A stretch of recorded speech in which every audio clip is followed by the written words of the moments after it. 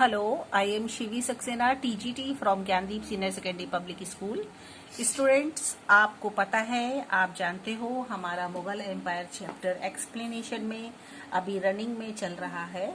इसमें आपने बहुत सारी जानकारी ली थी, इंट्रोडक्शन देखा था आपने इसका, मैंने थोड़ा सा आपको प्रीवियस इंट्रोडक्शन बताया था। फिर मैंने इसके छोटे छोटे थीम डिवाइड कर ली थी इस चैप्टर की, जिसमें आपके कुछ पॉइंट्स इकट्ठे हुए थे, जिसको हम लोग 1 बाय 1 करके ले रहे हैं। तो आपने इसे आगे बढ़ाते हुए सबसे पहले हुआ मुगल्स को लिया था कि मुगल्स कौन थे, तो उनको हम लोग देख चुके थे और किस तरीके से इस चैप्टर में हम लोगों ने फैमिली ट्री बनाया था बाबर का। तो इसमें सबसे पहले आपका तैमूर, बाबर, हुमायूं, अकबर, जहांगीर, शाहजहां, औरंगजेब, फिर छोटे लेटर मुगल्स थे जो जिनकी इतनी इम्पोर्टेंस नहीं है, तो इसमें उसको भी इंडिकेट किया गया है, तो वो भी आप देख चुके थे। इसके बाद मुगल मिलिट्री कैंपेन्स किस तरीके से बनी, क्या अप्स एंड डाउन्स आए, किस तरीके से बाबर इसमें का पार्टिसिपेशन रहा, वो आप इसमें सेकंड पॉइंट्स में आपने इसमें ये देखा था। फिर उसके बाद बाबर के बाद हुमायूं को आप देख चुके थे। हुमायूं के बारे में बहुत सारे आपने देखे, किस तरह से उसने शासन किया था और किस तरह से वो वापस इंडिया आकर के उसने राज्य संभाला था, ये सब कुछ आपने देखा और किस तरह उसकी मृत्यु हुई। फिर उसके बाद अकबर आया, जो कि हुमायूं का पुत्र हुआ करता था और 13 इयर्स में ही उसने राज्यभार को संभाला था। फिर जहांगीर आए, जो कि अकबर का बेटा था, उसने अपने नाम को किस तरीके से बनाया था, ये भी आपने देखा था। इसमें बहुत इंटरेस्टिंग तरीके से आप इसको देख चुके थे। इसके बाद आप शाहजहां पर आ गए थे, जिसमें आपने देखा था कि शाहजहां ने किस तरीके से शाहजहां ने भी अपना पिता की तरह से, जिस तरह उसके पिता ने नाम को आइडेंटिफाई किया था अपने आप को, कंक्वेरर ऑफ द वर्ल्ड, जहांगीर का मतलब ये उसने बना करके वो नाम उसने अपने लिए आइडेंटिफाई कर लिया था। सेम वैसे ही पुत्र ने भी, शाहजहां ने भी अपने नाम को शाह प्लस जहान करके किंग ऑफ द वर्ल्ड करके इसने अपने आप को किया था, ये भी आपने इसमें देखा था। और क्या कुछ हुआ शाहजहां के टाइम पीरियड में, वो आप देख चुके थे। और इसमें एक और इम्पॉर्टेंट चीज़ थी, जो कि अकबर एडमिनिस्ट्रेशन के लिए जाने जाते थे, जहांगीर आर्ट के लिए जाने जाते थे, शाहजहां आर्किटेक्चरल डेवलपमेंट के रूप में जाने जाते थे। ये सब कुछ आप देख रहे थे, ठीक है। फिर हम लोग आ गए थे turbulent period in his history, किस तरीके से शाहजहां के टाइम पीरियड में टर्बुलेंट पीरियड आया था हिस्ट्री का, तो वो आपने देखा था इसमें। और हमारा शाहजहां के टाइम पीरियड में इतनी जो था, ये इसने इस पे कब्जा कर रखा था, इसमें मुगल एम्पायर इसने फैला दिया था अपना चारों ओर। फिर उसके बाद हम लोग जब और आगे आए, तो फिर हम लोगों ने बात की थी बच्चों औरंगजेब की, जो कि लास्ट मुगल एम्परर के रूप में इसका नाम जाना जाता है, ये भी आप देख चुके थे। और ये शाहजहां का पुत्र था औरंगजेब। 1658 से लेकर के 1707 तक इसने काम किया। और कौन कौन से कारण थे जिससे कि ये रिबेल्स हुआ कई जगह से, तो ये भी आप इसमें हम लोगों का डिस्कशन हो चुका था बच्चों। उसके बाद फिर हम लोग आ गए थे मुगल ट्रेडिशन ऑफ सक्सेशन, ये 4th पॉइंट था, ठीक है। 3rd पॉइंट तक आप कंप्लीट कर चुके थे। फिर मुगल ट्रेडिशन ऑफ सक्सेशन में आपने देखा था सक्सेशन का मतलब होता था उत्तराधिकारी, ठीक है। तो आपने इसमें 2 पॉइंट्स देखे थे, इसको 2 टाइप्स में डिवाइड कर दिया था बच्चों। पहले था प्रोमिगेंचर, दूसरा था कैपरसनरी, ठीक है।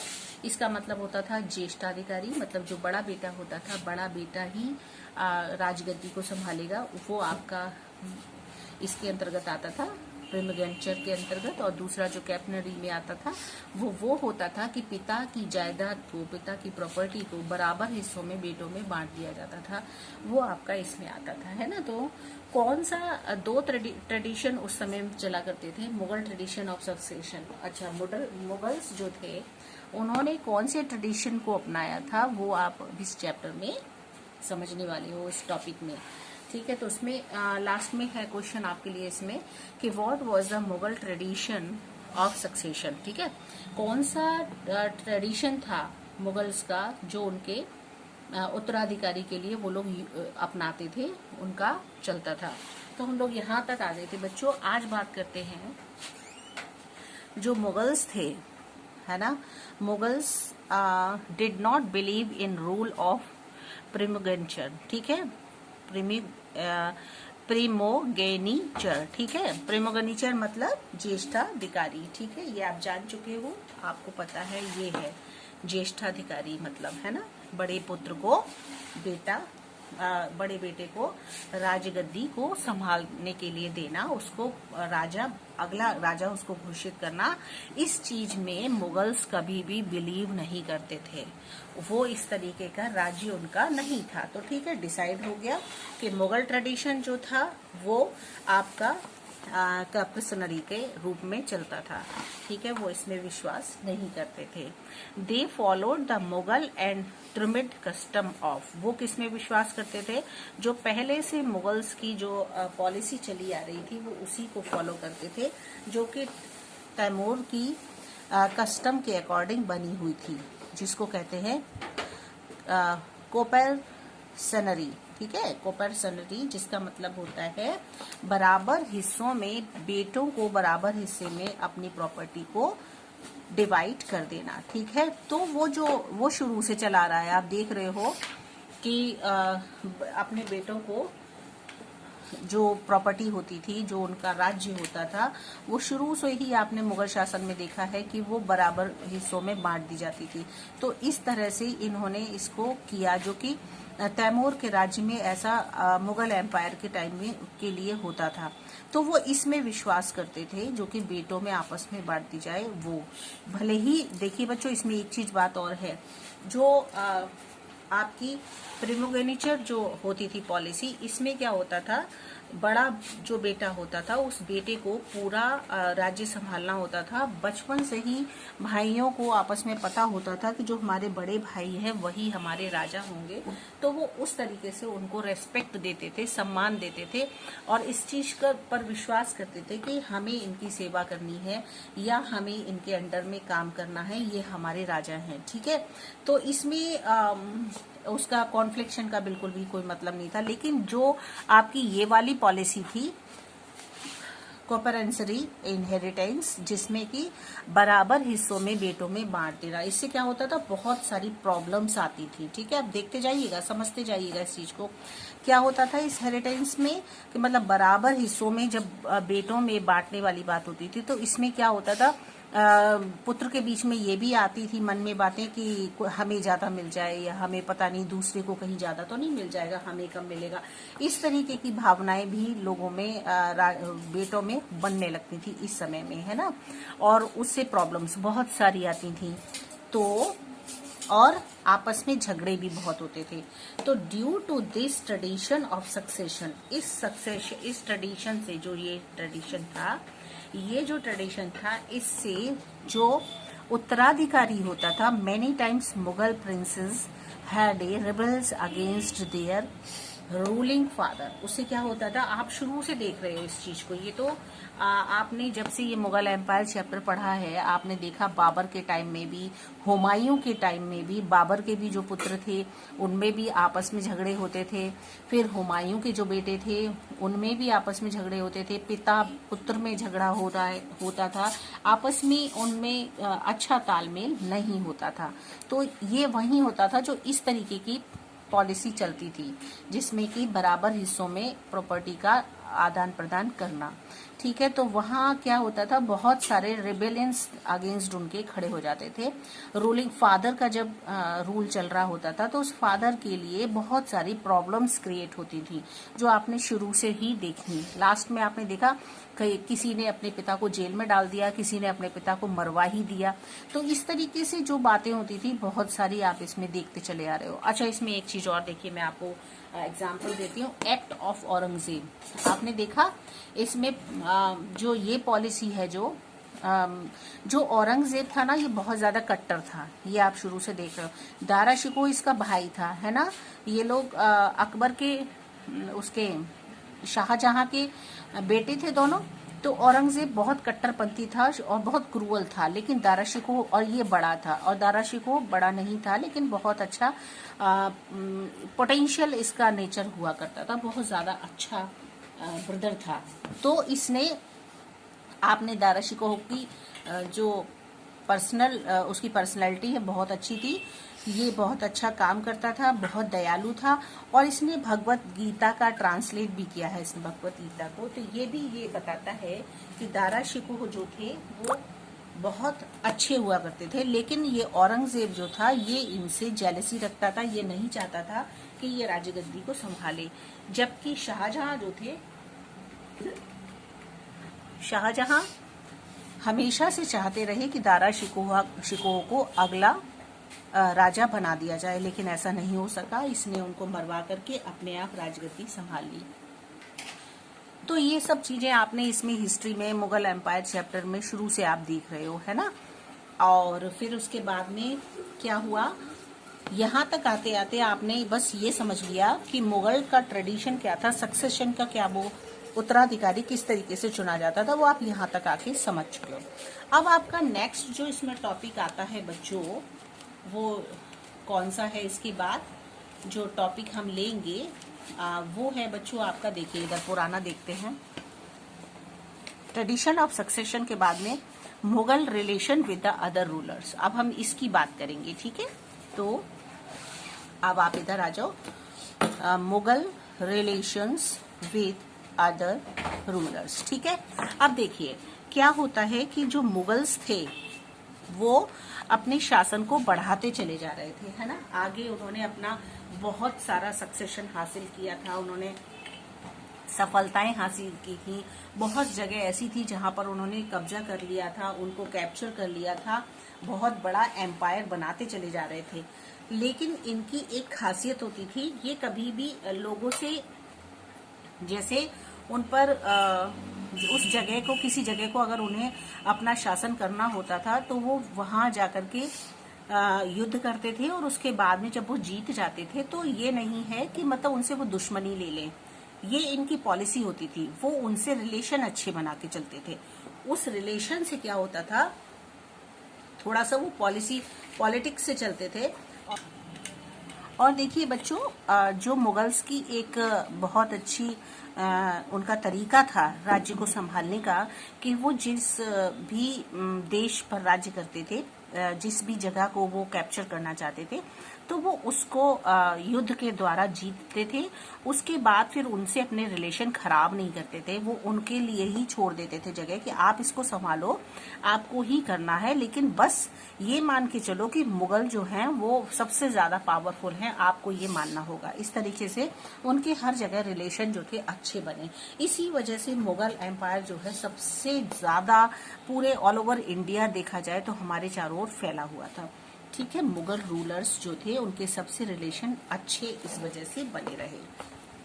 उसके बाद देखिए, campaigns constantly against rulers who refused accept their authority. उसके बाद क्या होता था, जो उनकी अथॉरिटी को एक्सेप्ट करने से मना कर देते थे, मतलब उनके पावर को रिफ्यूज कर देते थे कि हम ये जरूरी तो नहीं था कि वो जिससे कहते थे कि मुगल एम्पायर को आपको अपनाना है उसको ही मान के चलो, तो बहुत से लोग ऐसे होते थे जो उसको मना कर देते थे, वो ऐसा नहीं मानते थे। तो वो क्या करते थे कि वो उसको रिफ्यूज करने के बाद में वो उनके ऊपर जोर जबरदस्ती नहीं करते थे, उसको वहीं छोड़ देते थे, जिससे कि वो आगे चल के उनके लिए एक अच्छा रास्ता बन सके। इस तरह से फिर देखो उसके आगे बढ़ते हैं, फिर देखते हैं, other than military campaigns Mughals also had some diplomatic strategies for expansion, ठीक है। डिप्लोमेटिक मतलब डबल पॉलिसी के चलते थे, मतलब दोहरा रास्ता अपनाते थे।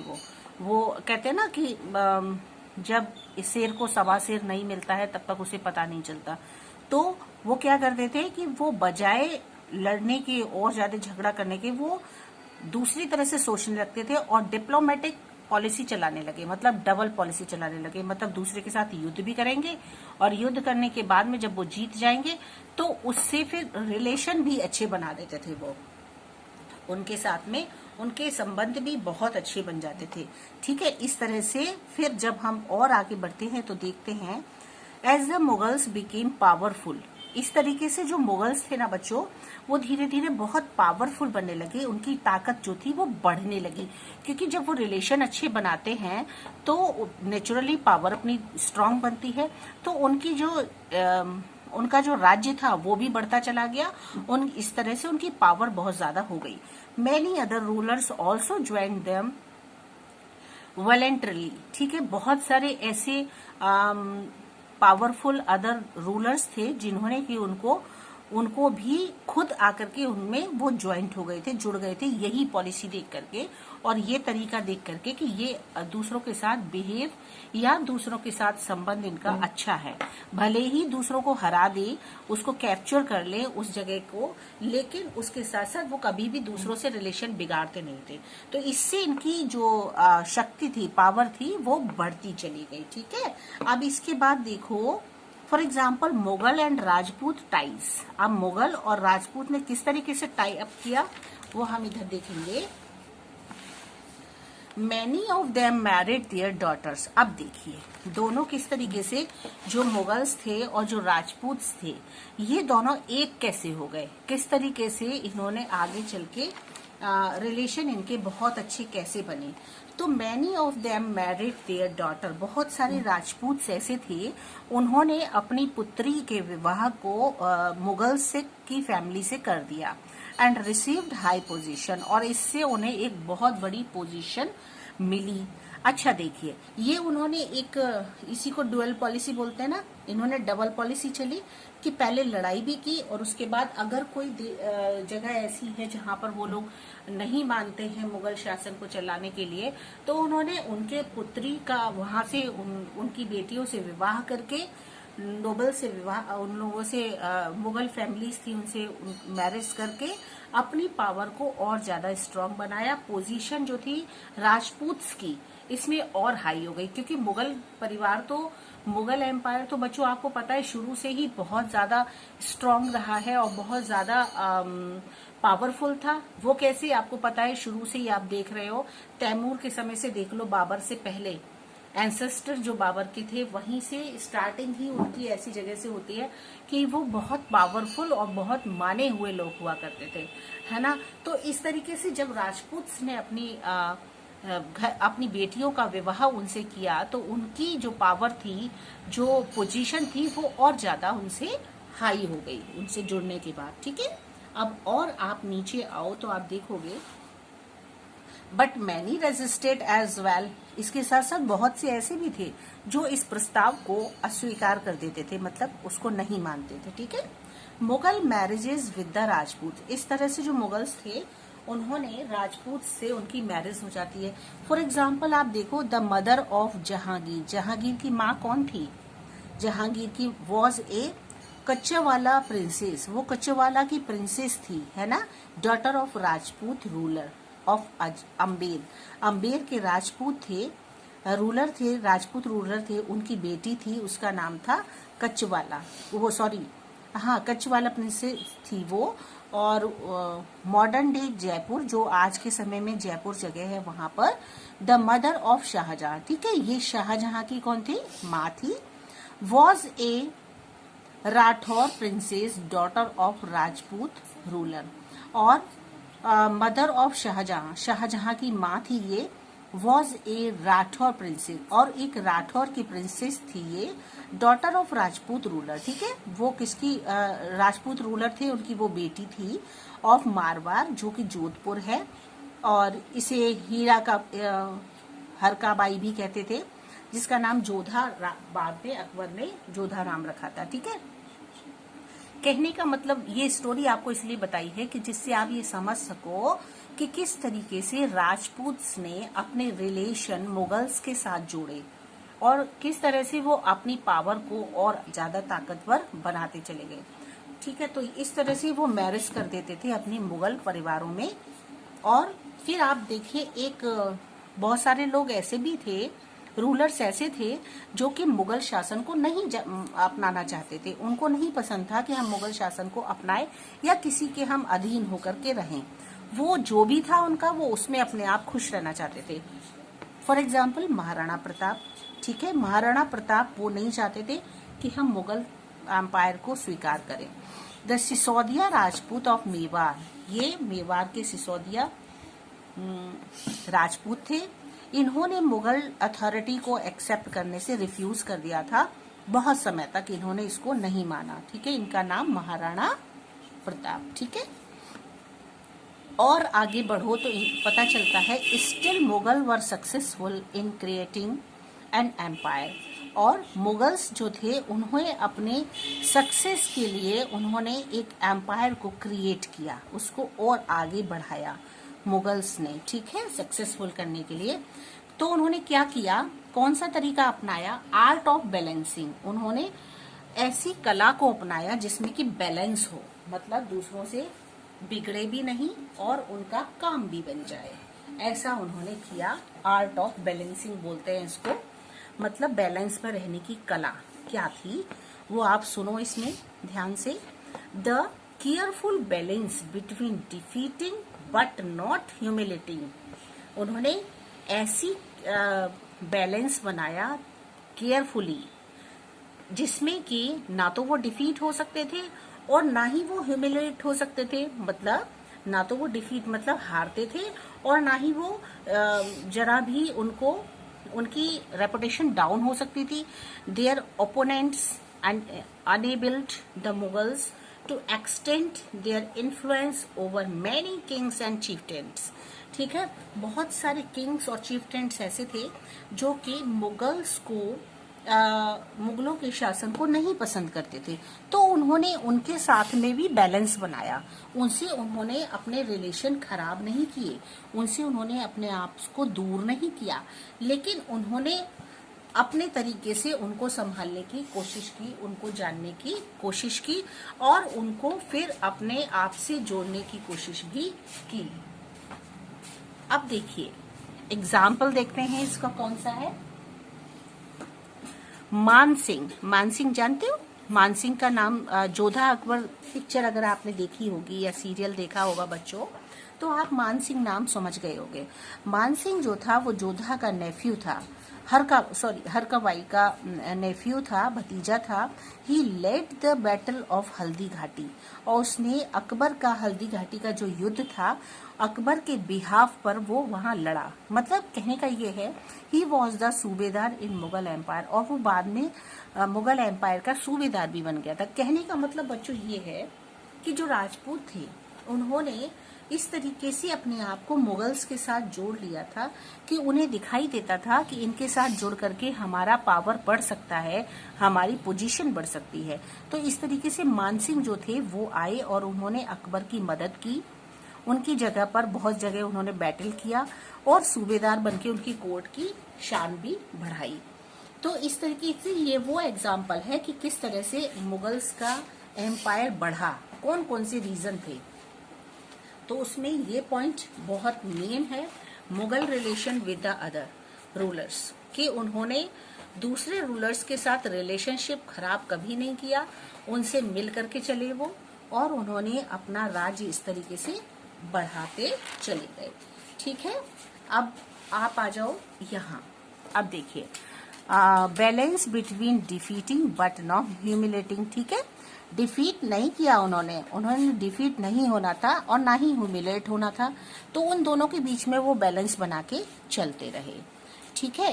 अब आ जाओ हेल्प द मुगल एम्परर, ठीक है। ये आप देख चुके हो कि उन्होंने किस तरीके से मुगल एम्परर्स की हेल्प भी की राजपूत्स ने, जिससे कि उनको विश्वास हो चुका था उन लोगों को मुगल एम्पर पर कि ये हमारे साथ अच्छा ही करेंगे। विश्वास में आने के बाद फिर उन्होंने मुगल एम्परर की हेल्प भी की। But it was difficult to keep this balance all time, लेकिन इस तरीके का बैलेंस जो होता है ये बहुत डिफिकल्ट होता है और लगातार चलता रहे ये बैलेंस बहुत मुश्किल होता है, ऐसा संभव नहीं हो पाता। एग्जाम्पल के रूप में देखते हैं बच्चों जब हम लोग कि ऐसा क्यों, तो एग्जाम्पल के रूप में देखो बच्चों पॉलिसीज ऑफ औरंगजेब। अब हम थोड़ी देर के लिए औरंगजेब के पास वापस चले जाते हैं। तो औरंगजेब की जो पॉलिसी थी ना, औरंगजेब इंसल्टेड शिवाजी। औरंगजेब ने क्या किया था, ये गलती औरंगजेब ने की थी, लेकिन और जो मुगल्स थे, एम्पायर थे, उन्होंने ऐसा नहीं किया। उन्होंने आप देख रहे हो किस तरीके की पॉलिसी अपनाई थी। लेकिन एग्जाम्पल के रूप में आपको यहाँ दिखाते हैं कि लगातार ऐसा नहीं हुआ, डिफिकल्ट हो गया था कि लगातार इस बैलेंस को बना रहा हो, कंटिन्यूस रिलेशन अच्छे रहे हो, उन्होंने ऐसा काम किया हो, तो ऐसा नहीं था। फॉर एग्जाम्पल औरंगजेब ने ऐसी पॉलिसी अपनाई थी, उसने शिवाजी की इंसल्ट की। शिवाजी की इंसल्ट करने के बाद when he came to accept Mughal authority, और वो ये चाहता था कि जो शिवाजी हैं वो उनकी मुगल अथॉरिटी को एक्सेप्ट करे। तो शिवाजी एक बार राजी भी हो गए थे इस बात के लिए, और वो कि वो उस पॉलिसी को अपना लें, उस अथॉरिटी को अपनाने के लिए वो खुद आए थे उसके पास।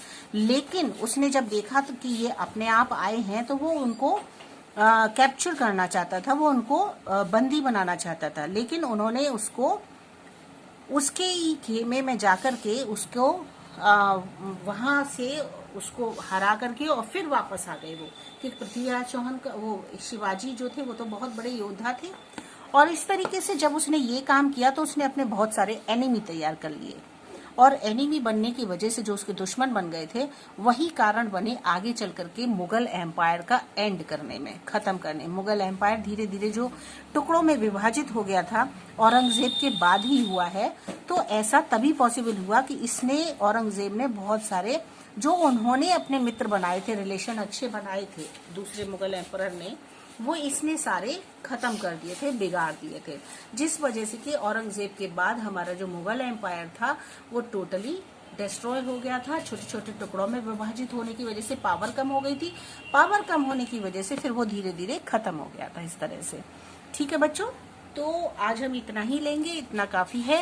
नेक्स्ट वीडियो में मैं आप कोशिश करूंगी कि इसको पूरा कर लूं, जिसमें हम लोग देखेंगे 6th नंबर पर आपका जो है वो है मानसबदार्स एंड जागीरदार्स। ठीक है, मैं तैयार कर रही हूँ इसको कि ये कंप्लीट हो जाए आज, जैसे भी होगा देखेंगे, क्योंकि काफी वास्ट चैप्टर है ये और बहुत ही इंटरेस्टिंग है। बच्चों, मुझे उम्मीद है तुम सबको बहुत अच्छा लग रहा होगा, अच्छे से समझ पाओगे।